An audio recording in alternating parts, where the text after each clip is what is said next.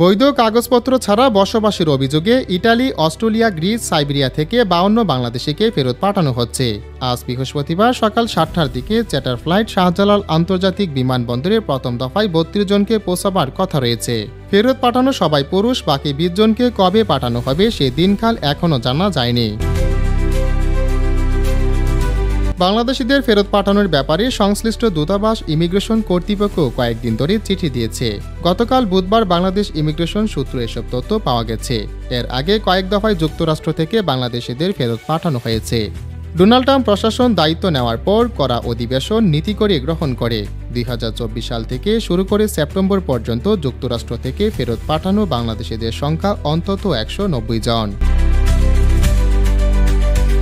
Immigration পুলিশের একটি সূত্র থেকে জানা গেছে ইউরোপ থেকে তাদের ফেরত পাঠানো হচ্ছে। এর মধ্যে নাম, ঠিকানা, পাসপোর্ট নম্বর সহ যাবতীয় তথ্য বাংলাদেশিদের সংশ্লিষ্ট কর্তৃপক্ষকে জানানো হয়েছে।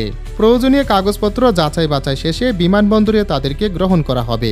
সংশ্লিষ্ট এক কর্মকর্তা জানান, অবৈধভাবে যারা ইউরোপে প্রবেশ করছে তাদেরকে শনাক্ত করা হচ্ছে।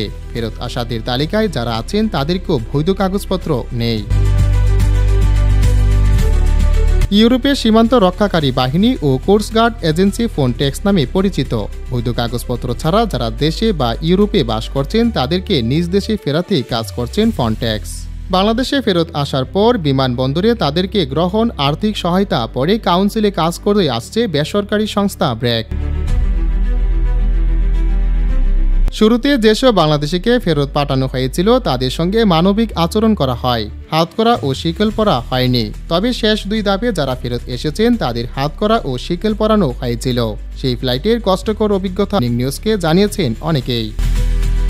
Hanif Chowdhury, evening news.